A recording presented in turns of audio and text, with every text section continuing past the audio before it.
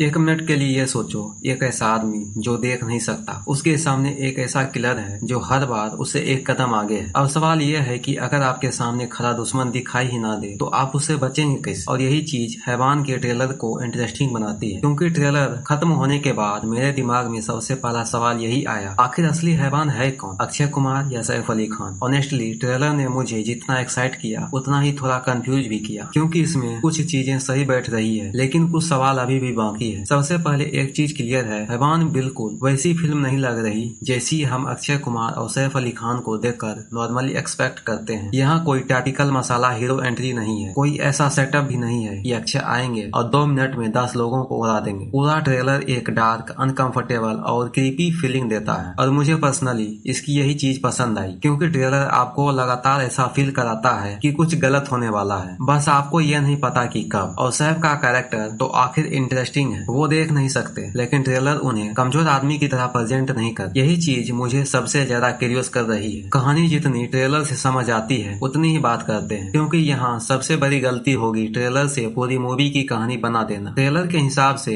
एक के बाद एक फैमिलीज को टारगेट किया जा रहा है, एक पैटर्न है, मर्डर्स है और पुलिस इस पूरे मामले को समझने की कोशिश कर रही है। इसी बीच सैफ का कैरेक्टर एक बच्ची के साथ जुड़ जाता है और दूसरी तरफ आता है अक्षय कुमार का कैरेक्टर। अब अक्षय सिर्फ कोई रैंडम किलर नहीं लग रहा, उनके एक्शन के पीछे रिवेंज है, लेकिन रिवेंज किससे और क्यों थ्रिलर जानबूझकर ये चीजें रिवील नहीं करता। और ऑनेस्टली अच्छा किया, क्योंकि अगर थ्रिलर का रहस्य ट्रेलर से ही मिल जाए तो फिर थिएटर में बचता क्या है। अब बात करते हैं कैरेक्टर्स की, और यहाँ सबसे पहले बात करनी पड़ेगी सैफ अली खान की। ब्लाइंड कैरेक्टर्स को निभाना सुनने में जितना सिंपल लगता है, लेकिन असल में प्रॉब्लम यह है कि एक्टर की बॉडी लैंग्वेज बदलनी पड़ती है। ट्रेलर में सैफ की चाल, उनका रिएक्शन, चीजों को सुनकर समझने का तरीका, इन छोटी छोटी चीजों पर काम किया गया है। और मुझे ये डिटेल्स अच्छी लगी कि उनका कैरेक्टर सिर्फ बेचारा बनकर घूम नहीं रहा, उन्हें सिचुएशन समझ में आती है, वो रिएक्ट करते हैं, लड़ते हैं और सबसे इम्पोर्टेंट वो सोचते हैं। दूसरी तरफ अक्षय कुमार हैं, और भाई उनका लुक देखकर ऐसा नहीं लगता कि वो अक्षय कुमार हैं जिन्हें हम पिछले काफी समय से देखते आ रहे हैं। उनका पूरा बॉडी लैंग्वेज जितना डिस्टर्बिंग है, धीमी चाल, अजीब सी स्माइल और वो शांत तरीके से सामने वाले को अनकंफर्टेबल कर देना। जब विलन चिल्लाता नहीं है फिर भी डराता है, वही चीज यहाँ काम कर रही है। अब ट्रेलर के कुछ मोमेंट्स की बात करें तो मुझे सबसे अच्छे लगे। पहला मोमेंट है इसका ओपनिंग सेटअप। शुरुआत से ही ट्रेलर आपको एक नॉर्मल